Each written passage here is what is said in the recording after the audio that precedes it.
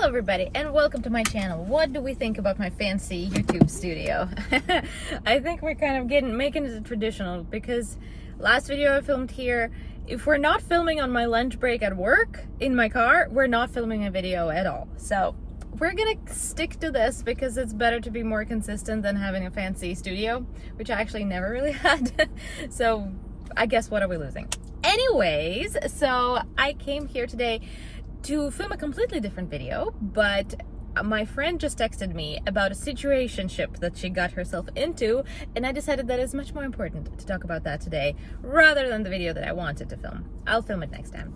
But let's talk about work interviews. I think it's very kind of unresearched area in the scope of young dentists. Not many people talk about it.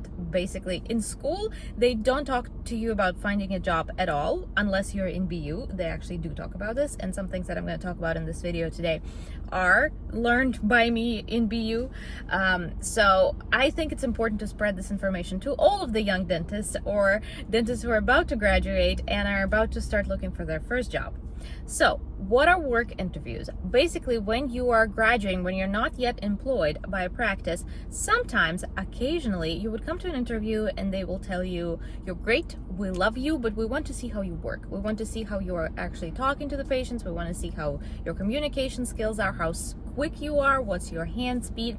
Wouldn't you please come to one day of a paid, it's always paid, work interview where you're going to work on our patients and we're going to watch how you work. A lot of jobs have that. Work interviews are very common, except for medical field. It's not illegal to have work interviews, but it's somewhat fraudulent to have work interviews. Why? When you're looking for a job, there are kind of two scenarios. Either one, you don't have your license yet, you just graduated, you're looking for a job, or you're still in school and you're looking for a job and you haven't received your license yet. Because if you don't know, you graduate your dental school, you get your diploma, and it takes you a few months to actually get a license. So when you're looking for your job, a lot of people are looking for a job when they're still in school.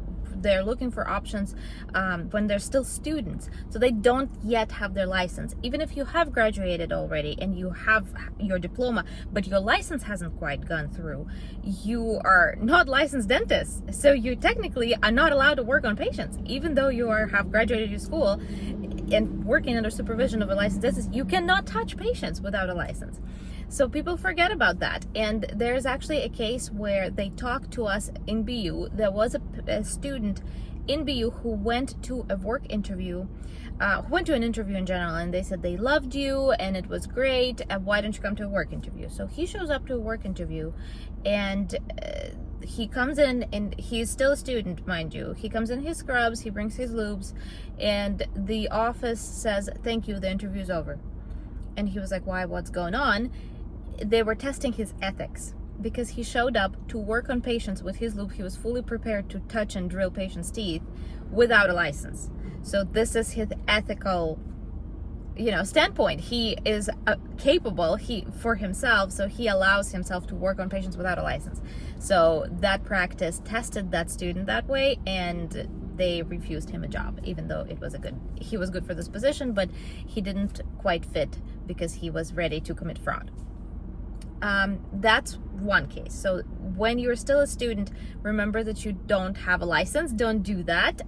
It's illegal to work on patients without a license. When they're not testing your ethical qualifications, when they actually want you to work on patients without a license, you're putting yourself in a huge jeopardy.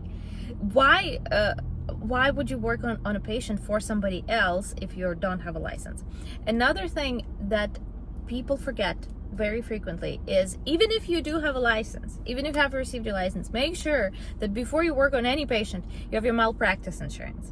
Even if you are not yet employed by this office, if you touched this patient and you did something wrong, and even if something wrong happened in a year and he sues the practice, they're gonna throw it back to you, because why would they deal with it if you are not if they are not the one who worked on this patient, they can very easily tell to the court that we were hiring associates and he is a licensed dentist who committed this, malpractice. And even if you're not working in this practice, you're still liable and you can still actually get sued for this. So if you don't have a malpractice insurance, it's going to be all on you. So one thing to think about is your license, and another thing is to never touch a patient without malpractice insurance.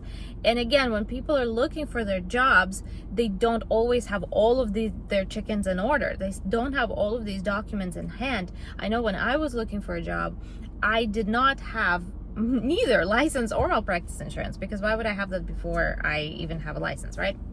So think about that. Last thing that you have to think about is that, and nobody knows this, even I didn't know this, is insurance.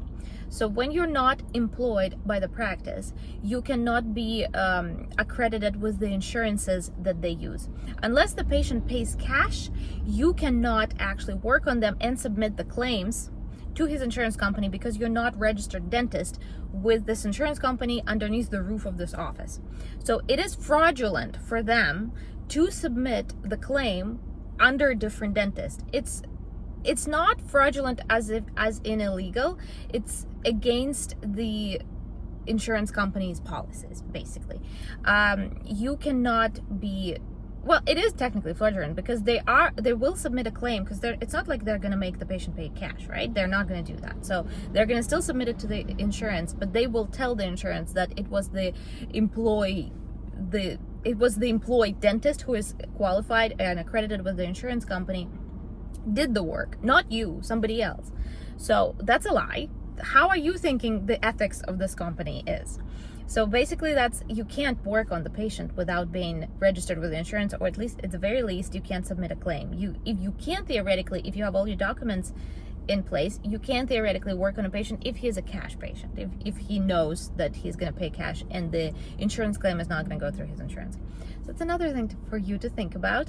That would happen to my friend. She basically went to we were just texting today. She basically went to a work interview.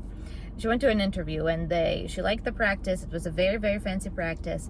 She was invited to a work interview and she didn't have her malpractice insurance, which I told her to get. She got her malpractice insurance. We're all good. We're all safe. We're all legal. She went to this interview, worked all day, and the employer said that they're going to pay for her time. It's going to be paid at some hourly rate. So she got into the interview, worked all day, did not like the practice. There were another issue with the contracts, which is a topic for another video, but she did not get paid during the same day. So another thing for you to know is that if you are not paid that same day, you will never get paid. If somebody promised you to be paid for anything, really, even if you're like substituting for somebody, get your payment, get a check that same day before you leave the office. If, of course, like you can go through the trouble and chase them down and get that check, that's fine. But again, you're looking at the ethical standards of the owner of that office. Do you want to work for an owner of a practice if they don't pay you right away, if they delay your payment? So because even if you do go for a work interview, it's technically a one-time commitment, right? Like there's a chance you won't like them and you may be leaving their office forever. It is very good manners at the very least to pay your employee, even if it's a temporary employee, for its time, for the time that they have worked for you right away. It doesn't take a long time to write a check. Just write that check. So that's basically what I wanted to tell you guys. Stay cautious, be careful. There's work interviews in the scope of healthcare is just not a good idea. I don't see how it can possibly work. If anybody is inviting you to a work interview as a new dentist, assume that they're committing some kind of a fraud, unless it's a cash practice. If it's a cash practice, that is a little bit different, because just make sure you have all your documents and then sure, go ahead and go for a work interview if that floats your boat. But if you're talking to an office that takes insurances, if they have a certain amount of insurances in their practice and you know that you're going to be working on patients who they will later submit claims to their insurance companies, the ethics of this company is a little bit tricky. They are kind of committing a little bit of problems. If they, and it's up to you to decide if you're okay with that or not. But if they're willing for you as a student, if you still don't have a license, for them to kind of close their eyes on that and let you work on a patient, run away from that practice, because they're committing illegal things there. You don't know what else illegal they're committing, and why would you want to work for that office? So if you're offered a work interview, and if you at least go to that work interview, if you find yourself in a situation where you went through a work interview, make sure at least that you get paid that same day, because you don't want to, if you don't end up working there, you don't want to chase them, and it's a very awkward conversation. Oh, remember that time that I worked for you? Do you want to pay me or not? Like, where's my money? You don't ever want to find yourself in that situation. So I feel it was like a little bit of a rambly video, because I definitely did not prepare for this one. I was going to film a totally different one, but that's my opinion on work interviews. And I thought it was a very interesting subject, because it is a common thing, right? Like other professions do that. Other professions have work interviews. It's not something like totally unheard of. But when it comes to dentistry, and I feel like in healthcare in general, work interviews is not something that can be done legally. There's a lot of caveats when it comes to working on patients and being a licensed professional that just can't be done in this kind of a temporary scope. I have a lot of questions about even temp dentists. And this is not something that I want to talk about in this video, because I don't really have a lot of information about it, but this is just kind of my question in the universe. What do you guys think about that? Like, as a temp, if somebody goes on maternity leave or something, you will be working instead of the dentist who works there, and you will be writing your notes and stuff. What do you think is going to happen with those insurance claims? They're going to send out the insurance claims.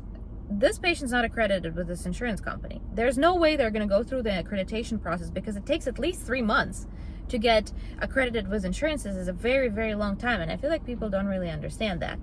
I only learned this when I owned my own practice, and I realized how long it actually takes to get accredited with the insurance companies, get into their system. So what if you're a temporary dentist? If you're just covering a few shifts, do you not submit claims? Do you only work on cash patients, or do they just submit insurance claims under the name of a different dentist, and they said that the different dentist did the work, which is illegal-ish, fraudulent, maybe? Not against the insurance company's policies for sure. So even as temp dentists, that's very gray area in my opinion. So that's basically what I wanted to talk about today. I am doing this instead of eating lunch, and I'm actually feeling myself a little lightheaded. So the things I do for you guys, the things I do for you. But I've been actually working in my car actually helps, because I don't have to chase a toddler and shush a screaming baby. So if we don't mind the setting of my car, I think I'm going to be pretty consistent with this video. So stay tuned, definitely subscribe to the channel, and we will talk more about dentistry in every aspect of it. And at the very least, in my opinion. All right. Love you all. Bye.